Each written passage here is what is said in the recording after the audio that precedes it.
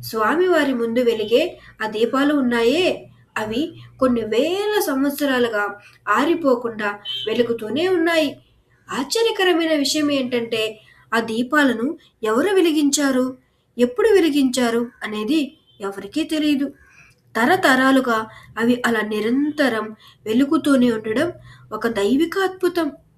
సాధారణంగా ఏదైనా రాతి విగ్రహానికి పచ్చకర్పూరం పూస్తే ఆ రసాయన చర్య వల్ల కొన్నాళ్లకు ఆ రాయి పగుళ్ళు ఇస్తుంది. కానీ తిరుమల శ్రీవారి విగ్రహానికి ప్రతిరోజు పచ్చకర్పూరం పూస్తారు. అయితే సరే, ఆ విగ్రహం చెక్కు చెదరకుండా మరింత మెరుస్తూ ఉండడం చూసి సైంటిస్టులే ఆశ్చర్యపోతున్నారు. మరి ఆ విగ్రహం ఏ శిలతో తయారైందో ఎవరికీ అర్థం కావడం లేదు. తిరుమల కొండలు ఎప్పుడూ చల్లగా 3000 అడుగుల ఎత్తులో ఉంటాయి. కానీ స్వామివారి విగ్రహం మాత్రం